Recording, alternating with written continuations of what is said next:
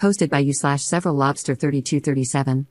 My fiancé, 29M, and I, 28F, have been engaged for 3 months and dating for 2.5 years.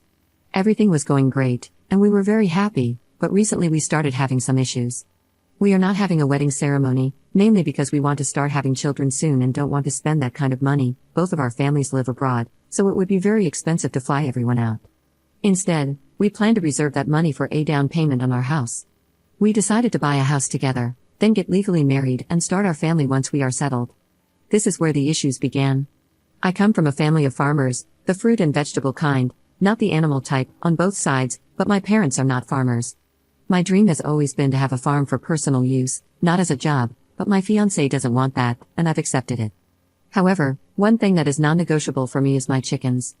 I have 10 chickens, and he knows that, so when house hunting, I was looking for a house with a decent backyard to raise them freely, as they do at the house I'm renting now.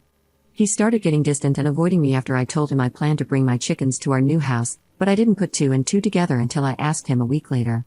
After a week of being avoided, I decided to go to his house to talk things out this past Saturday. I asked him what was wrong, and he said that he thought I would get rid of my chickens before we moved in together. That's why he was putting up with it, but he didn't want chickens in our house. He said it was making him reconsider our relationship because, in his words, he didn't want someone who came with baggage, and then he asked me to get rid of my chickens. This made me extremely angry, and I admit that I lost it. I started hysterically crying and told him that my chickens were more important to me than our relationship. Not true at all. I said this without thinking, in a state of panic. I told him that if he was not willing to accept that my chickens were coming with me, then we were done. I got in my car and went home, where I spent the whole day crying.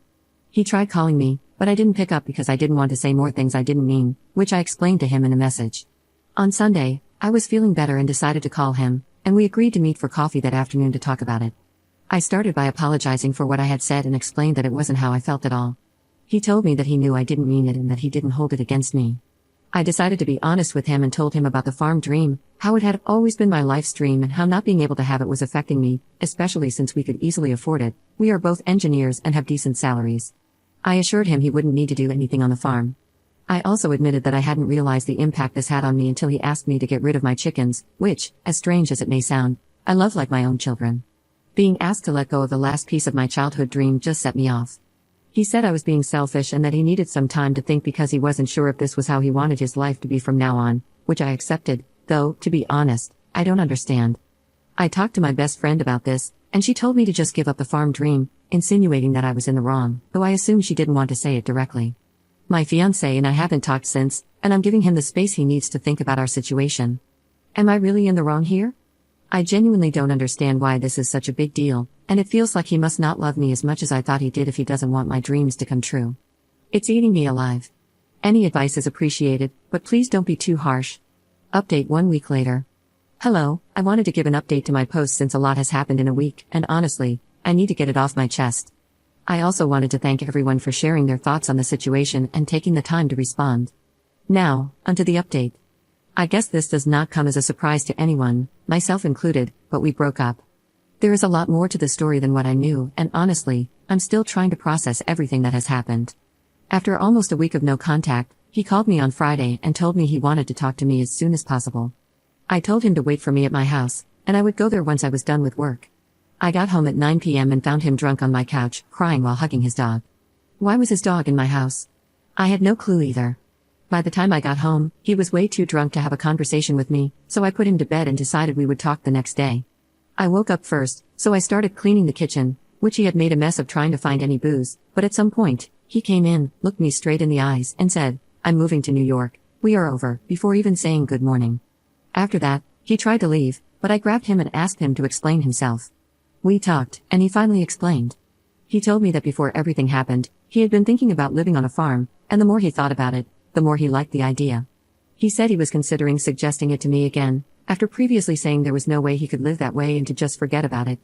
Then he told me everything that had been happening recently. Apparently, a day before he started ignoring me, his boss informed him about a vacancy for a role he could take at the main office in New York. He was working at a branch in our city. He asked for a day to think about it, but he really wanted to take the position. He talked to his mom about it, and she told him it was a good idea, suggesting that we both move to New York together and start a new life as a family.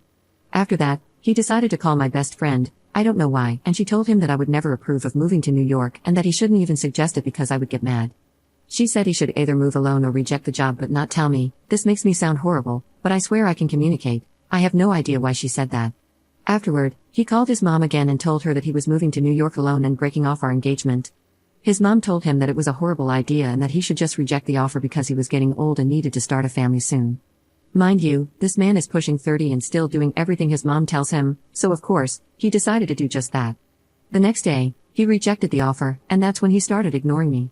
During the week he was ignoring me, he thought about everything and decided that the best idea was to make me sacrifice things too, so he wouldn't feel bad about rejecting the job offer anymore, miserable but together, basically delulu LMFAO.